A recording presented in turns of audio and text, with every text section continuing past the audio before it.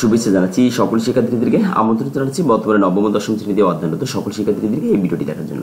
ভিডিওটি মূলত মাধ্যমিক গণিতে চতুর্থ যে চ্যাপ্টারটি রয়েছে সেই চতুর্থ চ্যাপ্টারটির অন্তর্ভুক্ত অনুশীলনী 4.3 এর যে কাজ রয়েছে এই কাজ মূলত মূল পাঠ্য বইয়ের 87 ও 90 পৃষ্ঠার এই 87-90 পৃষ্ঠার কাজের সমাধান নিয়ে থাকছে আলোচনা। যদি তোমরা মনোযোগ সহকারে ভিডিওটি দেখো তাহলে অবশ্যই উপকৃত হবে বলে আশাবাদী। তবে মূল ভিডিওটিতে যাওয়ার আগে অনুরোধ থাকবে তোমরা যদি এই চ্যানেলটি নতুন দর্শক হয়ে থাকো অবশ্যই তোমরা চ্যানেলটি সাবস্ক্রাইব করবে, এতে নিত্য নতুন যে ভিডিওগুলো আমি আপলোড দেবো সে সম্পর্কে একটি নোটিফিকেশন অবশ্যই তোমরা পেয়ে যাবে। তাহলে চলো এবার মূল ভিডিওটি আলোচনায় চলে যায়। প্রথমেই যেটি আলোচনা করতে যাচ্ছি সেটি হলো এই যে নিচের সংখ্যাগুলোকে বৈজ্ঞানিক আকারে প্রকাশ করো, অর্থাৎ 87 পৃষ্ঠার যে কাজটি রয়েছে। তাহলে এই যে 15,000 একে আমরা মানে বৈজ্ঞানিক রূপে প্রকাশ করব। বৈজ্ঞানিক রূপে প্রকাশ করতে গেলে আমাদের একটা বিষয় রয়েছে যে 1 লেস দ্যান এই যে 10, অর্থাৎ এটাকে হচ্ছে বৈজ্ঞানিক এর সংখ্যা। এখন এর মান হতে পারে এই যে 1 থেকে 1 সহ 1 থেকে বড় এবং 10 থেকে ছোট, অর্থাৎ 1 2 3 4 5 6 7 8 9 পর্যন্ত হতে পারে 1 সহ যদি বলছে, এবং 10 থেকে ছোট বলছে যেহেতু তাহলে 9 পর্যন্ত হতে পারে। এই সংখ্যাগুলোর ভিতর থেকে যে কোনো একটা সংখ্যা আমাদের দশমিকের আগে থাকবে, আর বাদবাকি সংখ্যাগুলো আমাদের দশমিকের পরে চলে যাবে। তাহলে এখন এই যে এখানে এই 15,000কে যদি আমরা এখানে একটা এই যে দশমিক দিয়ে দিই তাহলে কিন্তু আমাদের হয়ে যায়, কিন্তু দশমিক দিলে আর বাদবাকি সংখ্যাগুলোর একটা হিসাব নিকাশ করে তার একটা ব্যালেন্স ঠিক রাখতে হবে। তাই সেটা যদি করতে চাই তাহলে এই যে 15,000কে আমরা কোথায় দশমিকটা দিতে চাচ্ছি এখানে। তাহলে দেখো এখানে কয় অঙ্কের আগে রয়েছে আমাদের 1 2 3 4 অঙ্কের আগে দিতে চাচ্ছি, তাই না? এই জন্য 4 অঙ্কের আগে যদি দশমিকটা দিতে চাচ্ছি এই জন্য আমরা একের পরে 4টে শূন্য দেবো। ঠিক আছে, 4 অঙ্কের কত অঙ্কের আগে? 4 অঙ্কের আগে দিতে চাচ্ছি, এই জন্য একের পরে কটা শূন্য দেবো? 4টে শূন্য। এবং তাহলে 1.5 হবে, এখানে যদি দশমিকটা 1.5 এবং আমাদের একের পরে 4টে শূন্য দিয়ে দিলাম, অনেক পরে 4টে শূন্য এবং 1.5 ইন্টু এই যে 4টে শূন্য এটি সংক্ষিপ্ত রূপকে আমরা 10⁴ দিতে পারি, অর্থাৎ 4টা 10 গুণ করলে কিন্তু এই 10,000 মানে এটা হয়ে যায়। ঠিক আছে, এই জন্য আমরা 10⁴ দিতে পারি। যদি এভাবে এটা একটা সিস্টেম, যদি এভাবে না হয় তাহলে অন্যভাবে আরেকটা সিস্টেম রয়েছে, সেটা আমি দেখাচ্ছি। এখানে যে আমাদের এখানে রয়েছে কত 15,000 রয়েছে। এখন একে আমরা চাচ্ছি যে এখানে একটা দশমিক দেবো, এই 1.5 এই 1.5 এর আগে একটা দশমিক দিতে চাচ্ছি, কিন্তু দশমিক তো এখানে নাই। কিন্তু আমরা এটা নিশ্চিত যে প্রত্যেকটা সংখ্যার যত সংখ্যা, আমি যদি এখানে 5 লিখি তাহলে 5-এর পরে একটা দশমিক থাকতে পারে। দশমিক দিয়ে তুমি ইচ্ছা অনুযায়ী সংখ্যা ধরে নিতে পারো। এখানে যদি আমি এখানে যদি মনে করো 9 লিখি, 9-এর পরে একটা দশমিক দিতে পারি। অর্থাৎ আমি যদি 10 লিখি 10-এর পরে একটা দশমিক থাকতে পারে। অর্থাৎ যে কোনো সংখ্যার পরে কিন্তু আমরা দশমিক রয়েছে এবং সেটা আমাদের প্রয়োজনে পড়লে আমরা নিতে পারি, এবং না থাকলে যেহেতু প্রয়োজন পড়ে না এই জন্য আমরা দিই না। অর্থাৎ 10 9.00, অর্থাৎ এটা কিন্তু 9। ঠিক আছে, আবার এই যে 10.00 এটা কিন্তু 10 ফুল 10, অর্থাৎ এর দুটি রূপ রয়েছে, একটা সিম্পল 9, একটা 9.00 এভাবে লেখা যায়। তাহলে এখানে আমরা এইখানে একটা দশমিক রয়েছে। এখন সেই দশমিকটাকে আমরা কি করতে যাচ্ছি? বাম দিকে সরাতে যাচ্ছি। কত ঘর? 1 2 3 4 ঘর বাম দিকে। তাহলে বাম দিকে সরাতে গেলে আমরা যদি ভাগ করতে হয় তাহলে কত ঘর সরতে যাচ্ছে? 4 ঘর। এই জন্য আমরা এই 1.5 15 3টা শূন্য একে আমরা ভাগ করব এই 4টা শূন্য দিয়ে ভাগ করব। ঠিক আছে, ভাগ করলে এখানে যে দশমিকটা রয়েছে সেটা আমাদের বাম দিকে সরে যাবে।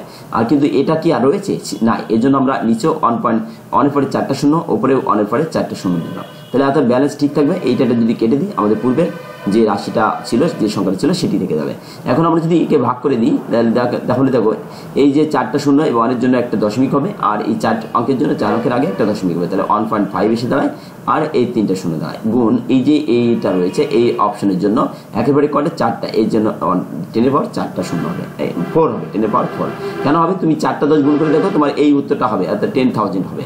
তাহলে এখন এইটাকে আমরা সংক্ষিপ্তভাবে 1.5 এই যে 3টা শূন্যকে বাদ দিয়ে আমরা 10⁴ এই আকারে লিখতে পারি। ঠিক আছে,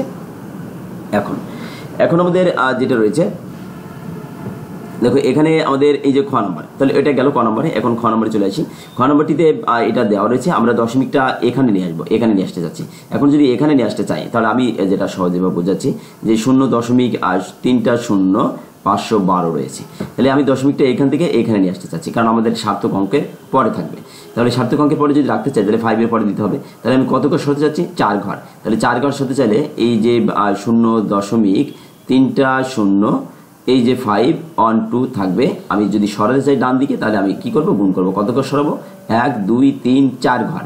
তাহলে 4 ঘর সরতে গেলে 1-এর পরে 4টা শূন্য দিয়ে গুণ করবো। কিন্তু আমার এই একের পরে 4টা শূন্য কি ছিল না, এই জন্য আমি এখানে নিচেও দিলাম ওপরে দিলাম। তাহলে গুণ কাটাকাটি করলে যাতে থাকবে।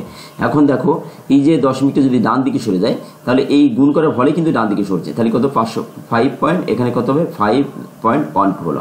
আর নিচের এই যেটা আছে এটাকে আমরা কিন্তু 10 এর পাওয়ার কত লিখতে পারি, 4টা শূন্য যদি 10 এর পাওয়ার 4 লিখতে পারি। এটা থেকে এই 5.12 গুণ এই 10 এর পাওয়ার 4, এটাকে আমরা যদি উপরে তুলে দিই তাহলে 10 এর পাওয়ার -4 এসে দাঁড়ায়। দেখো এখানে এই সিস্টেমটা রয়েছে, এটা হয়ে গেল। আমরা চলে যাচ্ছি আমাদের তোমরা এখানে যে অন্য আরেকটি বিষয় রয়েছে, এখানে এভাবে সম্ভব 10^6 এখানে যদি আমরা এইভাবে যেতে চাই তাহলে দেখো এখানে আমাদের শূন্য সংখ্যা রয়েছে, সবগুলোকে দশমিকে নিয়ে আসা হয়েছে, তারপর আবার বিয়োগ করে দেওয়া হয়েছে। এখানে যে কাজটি করা হয়েছে দেখো দশমিক এখানে রয়েছে, এই যে 1 2 3 3 আর 3 6, তাহলে এখানে শূন্য সংখ্যা হবে 1 2 3 আর 3 6, অর্থাৎ একের পরে 6টা শূন্য হবে। ঠিক আছে, সেই 6টা শূন্য অর্থাৎ দশমিকটা এখান থেকে প্রথমে এখানে আনা হলো, এখান থেকে উড়ে অর্থাৎ এখানে আমরা নিয়ে চলে আসলাম। এখান থেকে এইবার এই 512 হয়ে গেল, দশমিক আর থাকলো না, 512 চলে আসলো। তাহলে এইটাকে সংক্ষিপ্ত আকারে আমরা এইটা আকারে লিখতে পারি। এখন আমাদের তো দশমিক লাগবে, তাই না? এই জন্য আমরা এই আরেকটু কাজ করবো, এই 10^6 আমরা উপরে তুলে নিলাম, -6 হলো। এখন আমাদের দশমিক লাগবে কত করে, এই যে 5 এর পরে লাগবে, আমাদের সার্থক অঙ্ক 1 অঙ্কের আগে লাগবে, কারণ আমরা জানি যে 1 less than equal a less than equal 10, অর্থাৎ 1 থেকে বড় 10 থেকে ছোট 1 সহ এইরকম হবে আর কি। তাহলে এই যে 5 এর পরে দশমিক দিতে হবে, এই জন্য আমরা এখান থেকে সরে এখানে নিয়ে আসলাম।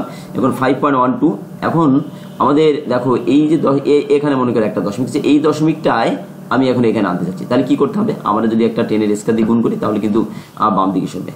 ঠিক আছে, 10 এর স্কয়ার দিয়ে যদি গুণ করি তাহলে কিন্তু এটা কোথায় যাবে, বাম দিকে যাবে। কেন যাবে, দেখো আমরা যদি এখানে 10 এর স্কয়ার দিয়ে গুণ করি 512 রয়েছে, তাই না? এই 512 এই যে আমাদের কি ছিল, এটা রয়েছে। এখন এর পরে মনে করি একটা দশমিক রয়েছে, তাহলে আমাদের আর এখানে কত রয়েছে, আমাদের 10⁻⁶ রয়েছে, 10⁻⁶ রয়েছে। তাহলে এখন এইটাকে আমি যদি বামে আনতে চাই তাহলে কি করতে হবে, একে ভাগ করতে হবে। কত দ্বারা ভাগ করবো, 2 ঘর সাথে চাচ্ছি, তাহলে 10 এর স্কয়ার দিয়ে ভাগ করতে হবে। ঠিক আছে, অর্থাৎ 100 দিয়ে ভাগ করবে, 100 দিয়ে ভাগ করলে 1 এর জন্য এই যে এই দশমিকটা উঠে এখানে অর্থাৎ 2 ঘর আগে চলে আসবে 100 দিয়ে ভাগ করলে। ভাগ করে দেখবে যে 512কে 100 দিয়ে ভাগ করলে 5.12 হবে। এখন আমাদের এইটা তো আসলে ছিল না, এটা কি ছিল, এটাকে ছিল না থাকলে আমরা নিচে একটা উপরে একটা 10 স্কয়ার গুণ করে দিলাম। ঠিক আছে, নিচের উপরেরটা তো গুণ করে দিলাম, কিন্তু উপরেরটা থাকলো, নিচেরটাতে ভাগ করলে তো আমাদের এইটা বাম দিকে সরে আসলো। এই ভাগ যখন করলাম 5.12 চলে আসলো গুণ এই 10, তাহলে কিন্তু আমাদের এই অপশনটা থেকে গেল, আমরা ভাগ করলে আমাদের এইটা ফেরত পাচ্ছি। তো এটাকে এই -6 আর 2 এটা যদি যোগ করা হয় 6 থেকে, তাহলে 2 চলে যাবে, তাহলে কত 10⁻⁻4 থেকে যাবে। এটা যেভাবে তোমার কাছে সহজ মনে হয় সেভাবে তো বুঝবে। আচ্ছা, গ নম্বরে চলে যাচ্ছি। গ নম্বরে একই সিস্টেম, গ নম্বরে আমরা দশমিকটা এখানে দিতে চাচ্ছি, দিলে আমাদের বৈজ্ঞানিক রূপে প্রকাশ হয়ে যাবে। তাহলে আমরা কত করে সরাতে চাচ্ছি, মাত্র 2 ঘর সরাতে চাচ্ছি, কোন দিকে, বাম দিকে। তাহলে বাম দিকে সরাতে চাচ্ছে, তাহলে এখানে বাম দিকে সরাতে চাইলে দেখুন 10 এর স্কয়ার। ঠিক আছে, 10 এর স্কয়ার, কারণ আমরা একটা বিষয় যদি দশমিকটা যদি দেখো আমাদের যদি দশমিকটা যদি ডান দিকে যায়, যেখানে রয়েছে সেখান থেকে যদি ডান দিকে যায়, তাহলে আমাদের এই যে সূচক আকারে যেটা 10 রয়েছে এটা কিন্তু পাওয়ারে যাচ্ছে মাইনাস, সূচক আকারে যে মানটা সেটার কোথায় পাওয়ারটা যাচ্ছে, মাইনাসে যাচ্ছে। আর যদি আমরা দশমিকটা যেখানে রয়েছে সেখান থেকে যদি বাম দিকে সরাতে চাচ্ছি, সেখান থেকে তাহলে এই যে এর মান কিন্তু কোথায় যাচ্ছে, এটা কিন্তু প্লাসে পাচ্ছি। ঠিক আছে, এই বিষয়টা একটু খেয়াল রাখবে। তাহলে 1.23 ইন্টু এই যে যেটা রয়েছে এটা 512 রয়েছে। তাহলে এটাও যদি ওইভাবে বুঝতে চাও তাহলে এই যেটা রয়েছে এর সঙ্গে আমরা এখানে বাম দিকে নিয়ে যেতে চাচ্ছি, বাম দিকে নিয়ে যেতে গেলে আমাদের কত দিয়ে ভাগ, আমাদের এরকম একটা সংখ্যা দিয়ে ভাগ করতে হবে, ভাগ করলে বাম দিকে চলে যায়। তাহলে আমাদের তো এটা ছিল না, এই জন্য আমরা 100 এরকম দিয়ে দিলাম। দেওয়ার পরে দেখো আমাদের এই 100 দিয়ে যখন ভাগ করবো এই দশমিকটা উঠে তখন এই জায়গায় যাবে, এই জায়গায় যাবে। আর এই যে 100 রয়েছে এই 100কে আমরা এই 10 স্কয়ার আকারে লিখে দেবো। ঠিক আছে, এটি মূলত বিষয়। চলে যাচ্ছে আমাদের পরবর্তী যে কাজটি রয়েছে, বই ক্যালকুলেটর ব্যবহার করে নিম্নলিখিত সংখ্যাগুলো 10 ও ই ভিত্তিক লগ নির্ণয় করো। ক্যালকুলেটর ব্যবহার করার কথা বলা হয়েছে, তাহলে তোমরা সাইন্টিফিক ক্যালকুলেটর ব্যবহার করবে। আমি এখানে আবার যে পিসি যেটা রয়েছে সেটি ব্যবহার করে দেখানোর চেষ্টা করছি। log10 2550 এই ক্যালকুলেটর ব্যবহার করি। প্রথমে এসি বলতে কি বোঝাচ্ছে, এখানে এসি বলতে বোঝাচ্ছে তুমি মানে ক্যালকুলেটর অন করলে, অন করার পরে মানে শুরুতেই থাকলে log10 লিখবে এবং 2550 দিবে এবং এই মানটি পেয়ে যাবে। তাহলে log10 অর্থাৎ যখন লগের জন্য বের করে log10 হয়তো তোমার মানে ক্যালকুলেটরে নাও থাকতে পারে, শুধুমাত্র লগ থাকলে সেটাকে log10 ধরে নিবে। আর যদি লন থাকে তাহলে সেটাকে তুমি কি করবে, মানে লন থাকলে সেটাকে তুমি ই ভিত্তিক লগ ধরে নিবে। এটা করলে হয়ে যাবে। দেখো আমি এখানে রয়েছে 2550, আমি আবার এখানে ক্যালকুলেটর দিয়ে দেখাচ্ছি 2550, তাই না? 2550কে যদি আমি দিতে চাই, 2550 এর জন্য 2550 আমি যাচ্ছি কত, 2550। তাহলে 2550 জন্য আমার যে মানটা আসে লগে দিলে দেখো এখানে এই মানটা চলে আসছে 2550 যখন ছিল 3.40, কিন্তু আমি যদি এই মানটিকে যদি লগে দিয়ে দিই, এই মানটি কি করে দেবো, যদি লগে দিই তাহলে এই 2550 একে যদি আমি লন দিই তাহলে লন দিলে থেকে 7.84 এই মানটি চলে যাচ্ছে, এত মান চলে যাচ্ছে। এখানে সংক্ষিপ্ত রূপে প্রকাশ করতে হলে আমাদের এই যে কতগুলো এরকম থাকতে পারে আমাদের, তাই না? এই এরকম যদি মানগুলো থাকে তাহলে দেখবে যে তুমি যে ঘরটি বাদ দিতে চাচ্ছ, সেই তুমি এতগুলো বাদ দিতে চাচ্ছ, সেই এখানে আমি একটু বলি যে 7 মনে করো যে এরকম রয়েছে 7 এখানে 7.84 রয়েছে। আর তুমি যদি এখন যদি এইটা রাখো 84 এরপরে কত রয়েছে, 84 এর পরে 8438 রয়েছে। এখন তুমি চাচ্ছ যে এখানে এর শেষ নামাতে, অর্থাৎ তুমি এটাকে সংক্ষিপ্ত রূপে 7.84 লিখতে চাচ্ছ, তাহলে 84 তাহলে এখানে এই শেষ, আর কোনো কিছু আসে না, অর্থাৎ 3 দিলেও এখানে শেষ 843। কিন্তু তুমি যদি এখানে এই 8কে যদি নিতে চাও, আচ্ছা আবার একটু বলি প্রথম থেকে, এই 8 মনে করো যা তাই রয়েছে, আমি এটাকে সংক্ষিপ্ত রূপে সম্পূর্ণ লিখে দিলাম। কিন্তু যদি সংক্ষিপ্ত রূপে প্রকাশ করতে চাও যে 7.84 এই 3 পর্যন্ত যদি নিতে চাও তাহলে 3 থেকে কিন্তু 4 লিখতে হবে। অর্থাৎ আমি যেটা বোঝাতে চাচ্ছি আরেকটু মানে অন্য আরেকটু উদাহরণ টেনে আনি। এখানে মনে করো 352 রয়েছে, আর 5.352 এখানে 6 রয়েছে। আমি চাচ্ছি যে দশমিকের পরে আমি এই পর্যন্ত রাখতে চাচ্ছি, আমি এটা এরপরে মনে করো আমার 0, 3, 9, 6 এরকম অনেক কিছু রয়েছে। আমার এখানে রয়েছে 6, 7, 2, 8, 9 এরকম থাকতে পারে। এখন আমি চাচ্ছি 0.3 অঙ্ক রাখতে, তাহলে আমার এখানে কি এটা যদি রাখতে চাই এরকম যদি আমাদের মান আসে তাহলে কিন্তু 5.352 শেষ। কিন্তু যদি এটাকে সংক্ষিপ্ত করতে চাই তাহলে আমার 5.35 এই 6 রয়েছে, এই কারণে আমার এখানে 3 লিখে দিতে হবে। অর্থাৎ বিষয়টা এরকম যে সংখ্যাটা আমি বাদ দিচ্ছি ওই সংখ্যাটা যদি আমার 5, 6, 7, 8, 9 এই 5টা যে কোনো একটা তার আগের সংখ্যা যদি 1 যোগ করতে হবে। আর যদি যে সংখ্যাটা বাদ দিচ্ছি ওই সংখ্যাটা যদি আমার 0, 1, 2, 3, 4 এই 5টা যে কোনো একটা হয় তাহলে আগের সংখ্যার সাথে কোনো কিছু যোগ করা লাগবে না, ঠিক আছে? এই বিষয়টি খেয়াল রাখবে। তাহলে অনুরূপভাবে আমরা এগুলো করব যে আমি যদি খ থেকে ব্যবহার করি তাহলে আমার যে তুমি এসি টিপে এসি দেওয়ার পরে লক এত দিলে দেখবে মানটি চলে আসবে। অর্থাৎ আমি যদি দেখাই এখানে 52.143 আমি যদি এটাতে বসে 52.143 তাহলে 52.143 এটা দিলে আমি কি লক দিলে এটা আসে, ঠিক আছে? লক দিলে এটা আসে। আবার যদি দেখো এই 52.143 এটাকে 52 পয়েন্ট রয়েছে আমার, তাহলে একটু মিস্টেক হয়ে গেল। 52 পয়েন্ট এই যে 52 এই দশমিক 143 রয়েছে। এটাকে লন যদি দেওয়া হয় দেখো এখানে 3 পয়েন্ট, এই যে আমাদের এই মানটা একটু নিচে পাবো আমরা, এই যে 3.9539 এই মানটা আমি পেয়ে যাচ্ছি। এবং যদি তোমার ডিজিট যতগুলো হয় ততগুলো উঠবে। তোমার যদি 14 ডিজিটের ক্যালকুলেটর হয় তাহলে 14টা উঠবে, আর যদি তোমার যদি 8 ডিজিটের হয় তাহলে 8টা উঠবে। এখানে অনেকগুলো তোমার মানে এই কত ডিজিটের সংখ্যাগুলো উঠতে পারে তার উপর নির্ভর করে এটা হবে আর কি। তাহলে অনুরূপভাবে আমরা এই এগুলোগুলো করব যে গ নম্বরের জন্য আমরা লগ 10 দিয়ে আমরা এইটা তোমাদের ক্যালকুলেটরে প্রথমে লগ দিবে, তারপরে এই ব্র্যাকেটের ভিতরে এই মানটা দিয়ে তুমি ইকুয়াল টিপে দেখবে মানটা চলে আসবে, এটা ঠিক আছে? এটা চলে আসবে। তাহলে পরেরটা অনুরূপভাবে দিবে, লন দিয়ে তুমি এই মানটা বের করবে, দেখবে মানটা চলে আসবে। তারপরে এই যে লগ 10 এটাও একইভাবে করবে, সব কিছুই একইভাবে।